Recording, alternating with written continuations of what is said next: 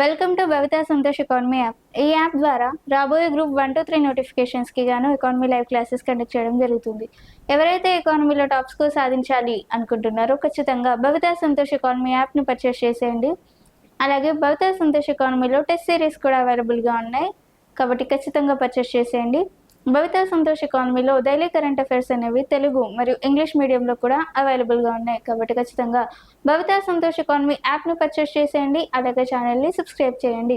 భవితా సంతోష్ ఎకానమీలో daily current అఫైర్స్కి సంబంధించి ఈరోజు కొన్ని టాపిక్స్ని మాట్లాడుకుందాం. దాంట్లో ఫస్ట్ టాపిక్, ఆర్థిక వృద్ధిలో ఆంధ్రప్రదేశ్ 2వ స్థానంలో ఉంది. మరి ఆర్థిక వృద్ధిలో ఆంధ్రప్రదేశ్ అనేది 2వ స్థానంలో ఉంది. మరి దీనికి సంబంధించిన సమాచారం ఏ సంస్థ ఇచ్చింది అంటే మోస్పీ,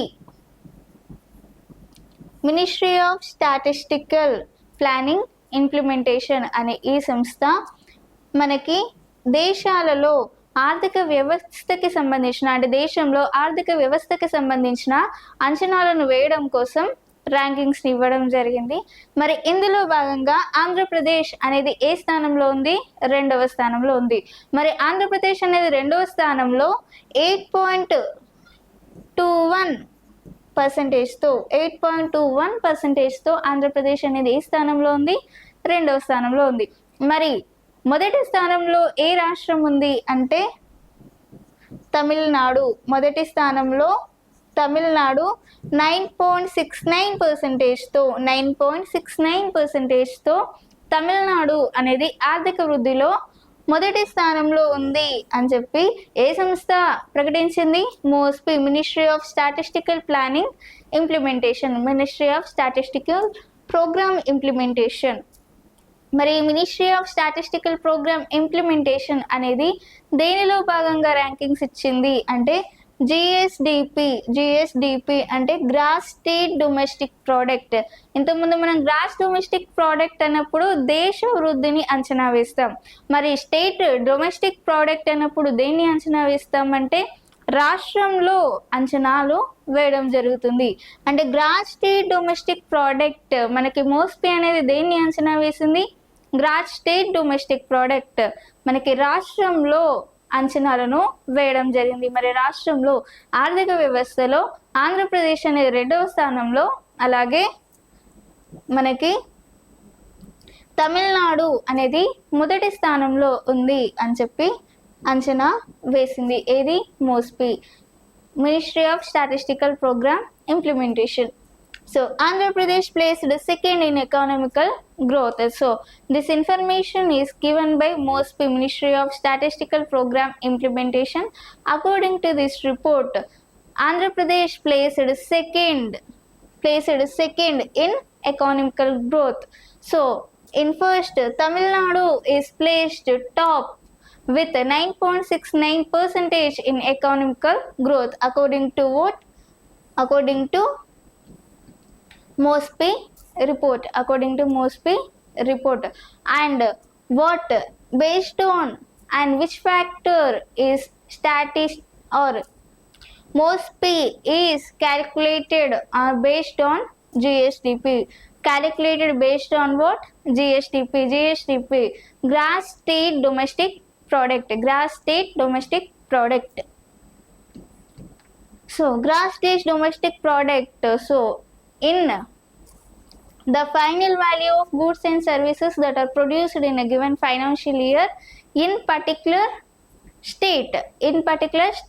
In GDP we are calculated as a country, in GSDP we are calculated as a state. So in state, calculating in state, MOSP is saying that Andhra Pradesh placed second and Tamil Nadu placed first.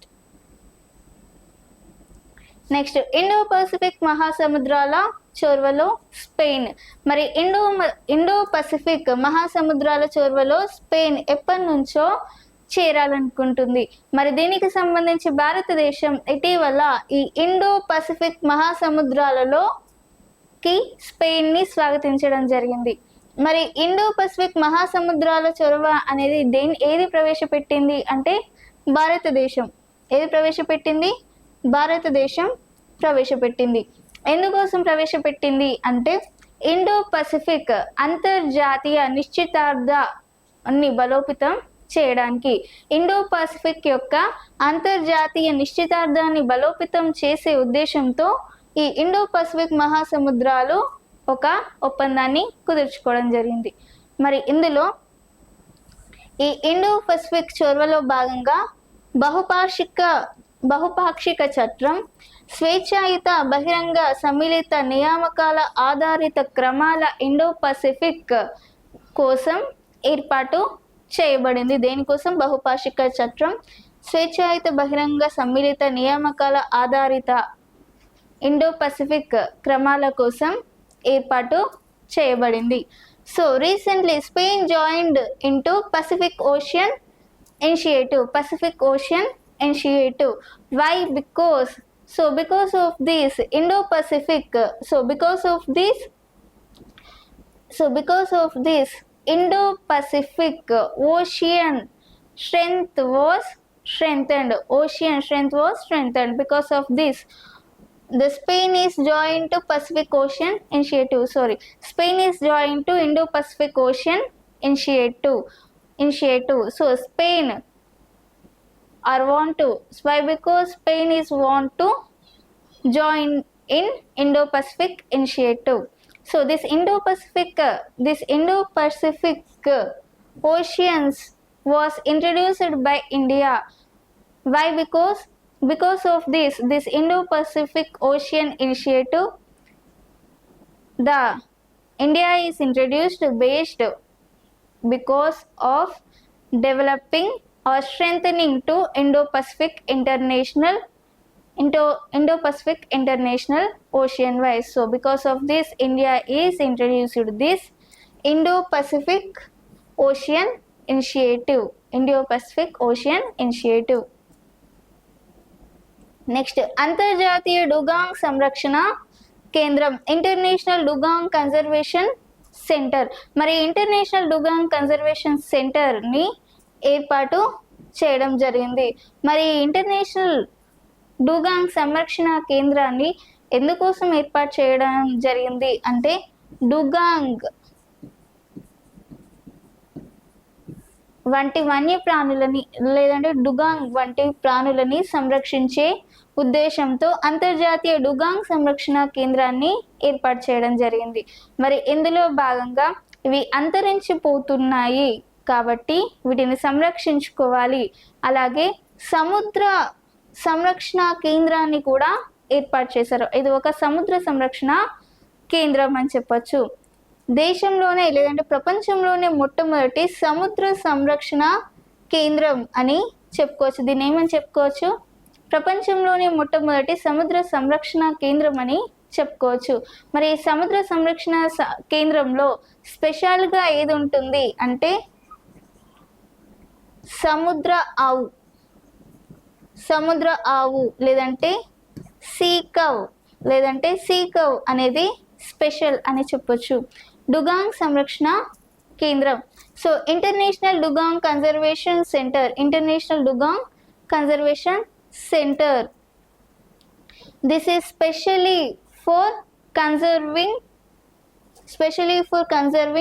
dugong, and this is the first ocean conservation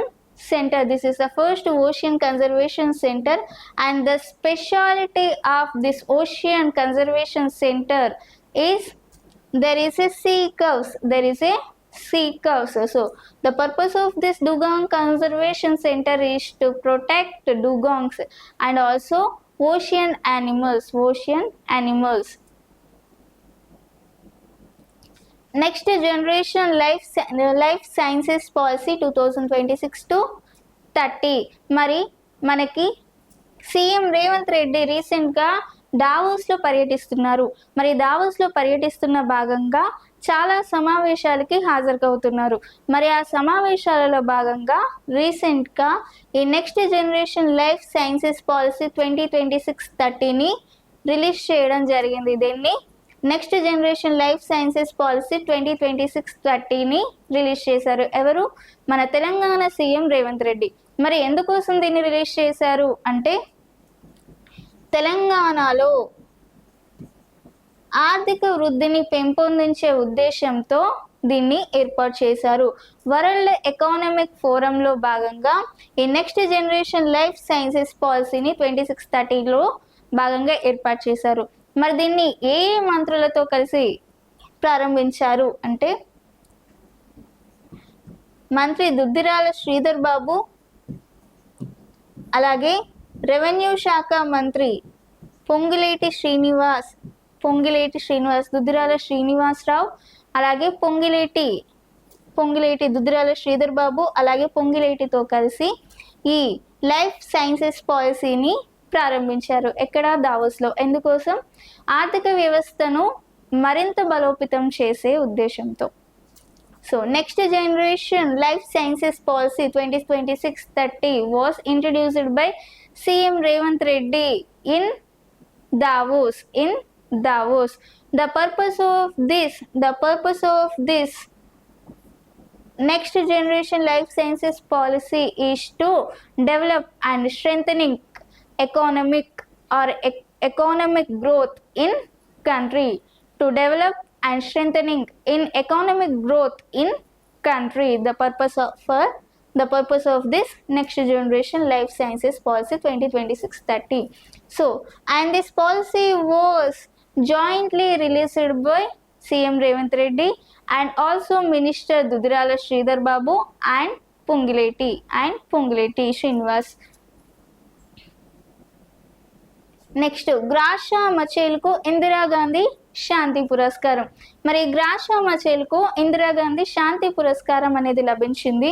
మరి ఇందిరాగాంధీ శాంతి పురస్కారం అనేది ఎందుకోసం ఇచ్చారు అంటే ఈవిడ ఒక మానవ హక్కుల కార్యకర్త. మనకి విద్య, ఆరోగ్యం, పౌష్టికాహారం, అలాగే మహిళల సాధికారత కోసం ఎంతగానో కృషి చేసిన వ్యక్తి ఎవరు? గ్రాషా మచేలు. మరి ఇంతగా కృషి చేసినందుకు గాను ఇవరికి ఇందిరాగాంధీ శాంతి పురస్కారాన్ని అందజేయనున్నారు. మరి ఈ విషయాన్ని ఎవరు అనౌన్స్ చేశారు అంటే ఇందిరాగాంధీ మెమోరియల్ ట్రస్ట్ వారు దీనికి సంబంధించిన సమాచారాన్ని ఇవ్వడం జరిగింది. ఇందిరాగాంధీ మెమోరియల్ ట్రస్ట్ వారు దీనికి సంబంధించిన సమాచారాన్ని ప్రకటించడం జరిగింది. So Indira Gandhi Shanti awards 2025 to Graça Machel. And who is Graça Machel? So Graça Machel is a human rights activist. So and she served for education, health and women empowerment, and because of this she is selected for Indira Gandhi Shanti Award, and this was announced by Indira Gandhi Memorial Trust. Employments and social trends 2026. మరి employments and social trends 2026ని ఏది విడుదల చేసింది అంటే ILO, international labour organization, ఈ employment and social trends 2026ని release చేయడం జరిగింది. మరి ఇంటర్నేషనల్ లేబర్ ఆర్గనైజేషన్ అనేది దేనికి సంబంధించిన సమాచారాన్ని అందించింది అంటే నిరుద్యోగానికి సంబంధించి, అన్ఎంప్లాయ్మెంట్కి సంబంధించి సమాచారాన్ని అందించింది. మరి ప్రపంచవ్యాప్తంగా 24-25 ఆర్థిక సంవత్సరంలో ప్రపంచవ్యాప్తంగా నిరుద్యోగుల యొక్క కనిష్ట సంఖ్య అనేది 5%గా ఉంది అని చెప్పి ఈ ఎంప్లాయ్మెంట్ సోషల్ ట్రెండ్స్ 2026లో ప్రకటించడం జరిగింది. ప్రపంచవ్యాప్తంగా 24-25లో ఎంత నిరుద్యోగిత శాతం ఉంది అని చెప్పింది? 5%గా ఉంది అని చెప్పింది. 5%గా ఉంది. మరి నిరుద్యోగులు అంటే ఎవరు? మనకి ఉద్యోగం చేయాలి అని ఆసక్తి ఉన్నా ఉద్యోగం దొరకకపోతే దాన్ని ఏమంటారు? నిరుద్యోగిత అంటారు. మరి నిరుద్యోగుల్లో చాలా రకాల నిరుద్యోగులు ఉన్నారు. కొంతమంది పని చాతగాక చేయక నిరుద్యోగులుగా ఉన్నారు. కొంతమంది పని చేయాలని ఆసక్తి ఉన్నా పని దొరకని స్థితిలో ఉన్న వాళ్ళని నిరుద్యోగులు అంటారు. బేసిక్గా ఇప్పుడు తెలంగాణలో చాలామంది నిరుద్యోగులుగా ఉన్నారు. దేనికి? నోటిఫికేషన్స్ ఇంకా రాకపోవడం వల్ల. నోటిఫికేషన్స్ వచ్చిన రిక్రూట్మెంట్ సరిగా లేక నిరుద్యోగులుగా ఉన్న వాళ్ళు కూడా ఉండడం జరిగింది. మరి అలాంటి నిరుద్యోగితలో 24-25కి సంబంధించి ఎంత పర్సెంట్ వరకు నిరుద్యోగులుగా ఉన్నారంట? 5% వరకు ప్రపంచవ్యాప్తంగా నిరుద్యోగులుగా ఉన్నారంట. So employment and social trends 2026. This report was released by ILO, International Labour Organization. So this report is released unemployments released about unemployments. So according to this report, the unemployments in worldwide are there in 5% in financial year of 2024-2025. In a financial year of 2024-2025, the unemployments in worldwide are leastly 5%, stably 5%, according to this Employment and Social Trends 2026. Next, future సిటీలో 100 మెగావాట్ల AI data centre. మనకి future సిటీలో 100 మెగావాట్ల AI data సెంటర్ని ఏర్పాటు చేయనున్నారు. మనకి ముందుగానే చెప్పాం, ఈరోజు చాలా టాపిక్లో సీఎం రేవంత్ రెడ్డి, నిన్నటి టాపిక్లో కూడా సీఎం రేవంత్ రెడ్డి దావోస్ని పర్యటిస్తున్నాడు. ఆ దావోస్ని పర్యటిస్తున్న సమయంలో చాలా వరకు సమావేశాలకి హాజరవుతున్నారు. మరి ఆ చాలా వరకు సమావేశాలకి హాజరైన క్రమంలో ఆయన ఒక్కొక్క సమావేశంలో ఒక్కొక్క ఒప్పందాన్ని కుదుర్చుకుంటూ రావడం జరుగుతుంది. మరి ఇంతవరకు ముందు టాపిక్లో కూడా ఒక దావోస్ కార్యక్రమాల్లో ఒక ఒప్పందాన్ని కుదుర్చుకొని రావడం జరిగింది. మరి ఇందులో భాగంగా కూడా దావోస్లో భాగంగా ఒక ఒప్పందాన్ని కుదుర్చుకొని రావడం జరిగింది. ఎవరు? సీఎం రేవంత్ రెడ్డి. సీఎం రేవంత్ రెడ్డి దావోస్లను పర్యటిస్తున్న క్రమంలో ఒక సమావేశానికి హాజరు కావడం జరిగింది. ఏ సమావేశానికి? ఒక సమావేశానికి హాజరయ్యారు. దాంట్లో తెలంగాణ రైసింగ్ ప్రతినిధుల బృందం ఏదైతే ఉందో ఆ ప్రతినిధుల బృందం ఈ సమావేశంలో హాజరై కొన్ని ఒప్పందాలను కుదుర్చుకుంది. అంటే తెలంగాణ సీఎం రేవంత్ రెడ్డితో పాటు మరీ తెలంగాణలో ఉన్న కొంత బృందం అండ్ తెలంగాణ రైసింగ్ ప్రతినిధుల బృందం ఏదైతే ఉందో సమావేశంలో కొంత ఒప్పందాన్ని కుదుర్చుకుంది. మరి ఆ ఒప్పందంలో భాగంగా వీరు 5,000 కోట్లతో ఒక ఫ్యూచర్ సిటీ 100 మెగావాట్ల AI డేటా సెంటర్ను అభివృద్ధి చేయనున్నారు. దీంతో 5,000 కోట్లతో AI డేటా సెంటర్ను లేదంటే ఫ్యూచర్ సిటీలో 100 మెగావాట్లతో ఆర్టిఫిషియల్ ఇంటెలిజెన్స్ డేటా సెంటర్ని ఏర్పాటు చేయనున్నారు. మరి ఇందులో భాగంగా వీరు ఒప్పందాన్ని కుదుర్చుకున్నారు. ఎంత వాల్యూతో? 5,000 కోట్లతో ఈ ఆర్టిఫిషియల్ ఇంటెలిజెన్స్ డేటా సెంటర్ని ఏర్పాటు చేయడం కోసం ఒప్పందాన్ని కుదుర్చుకున్నారు. మరి ఈ ఒప్పందంలో భాగంగా దాదాపుగా 3,800 ఉద్యోగాలను ఇవ్వనున్నారు. మరి ఒప్పందం ఎందుకోసం చేసుకున్నారు? ఎవరైతే నిరుద్యోగులుగా ఉన్నారో వాళ్ళకి ఉద్యోగాలు కల్పించాలి అన్న ఉద్దేశంతో ఈ ఒప్పందాన్ని కుదుర్చుకున్నారు. దాదాపుగా 3,800 ఉద్యోగాలను కల్పించాలి అన్న ఉద్దేశంతో ఈ AI డేటా సెంటర్ అనే ఒప్పందాన్ని కుదుర్చుకున్నారు. So 100 megawatts AI data center in future city. Recently, CM Revanth Reddy is in visit in Davos. So after that, he is attending many conferences in visiting Davos. He is attending number of conferences and recently he attended one conference and including with Telangana Rising Representative Group. He is also attended a conference with Telangana Rising Representative Group in Davos. So in that conference, he was signed an agreement. The agreement is AI data center. So because of this AI data center, they are providing 3,800 employments to unemployments, and the value of this AI data center,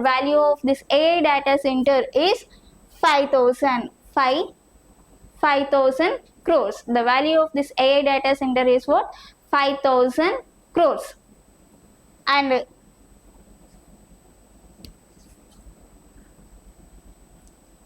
and ఇది ఈరోజు daily current అఫైర్స్కి సంబంధించి. మీకు ఇలాంటి topics ఇంకా కావాలి అనుకుంటే ఖచ్చితంగా భవితా Santosh economy యాప్ని పర్చేస్ చేసేయండి. అలాగే ఛానల్ని సబ్స్క్రైబ్ చేయండి. Thank you.